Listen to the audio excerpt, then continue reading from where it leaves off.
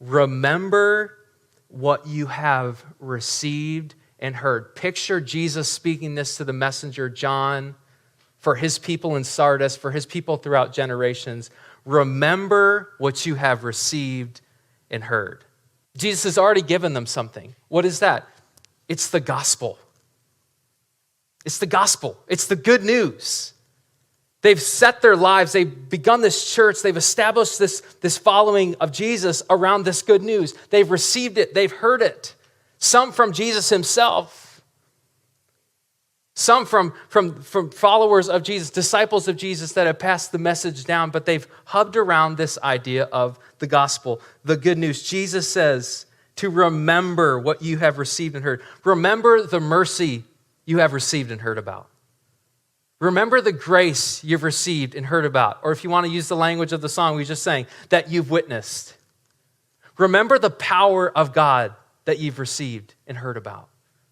Remember the working of God and the nearness of God and the consistency of God. Remember by the blood in Jesus that you can enter the most holy place, that you can enter freely, confidently, securely, safely into the presence of an all-knowing, all-powerful God.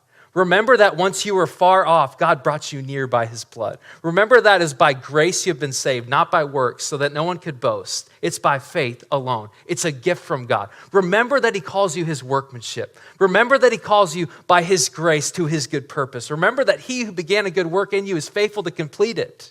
Remember all that you've received and you've heard. And the cool thing about us today, we've received and heard more than disciples Jesus is writing to.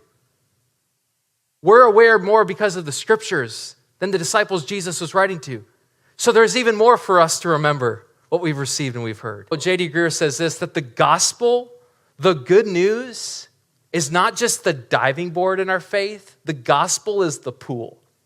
The gospel is not just the diving board. Faith in Jesus, of what he has done for us, faith in the life, ministry, death and resurrection of Jesus, it's not just the diving board that I jump into a life of holding on to heaven.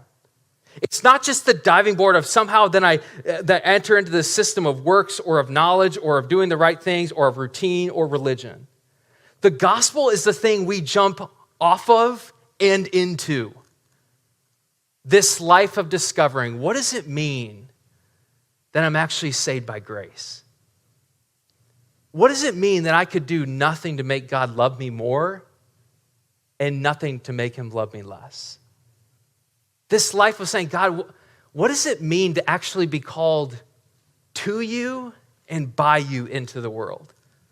What does it mean that I'm your son or I'm your daughter? What does it mean that I'm a part of your kingdom right here and right? Those are not just entry things. Those are the things we enter into. Those are the things we dive into. And Jesus is saying, remember those things.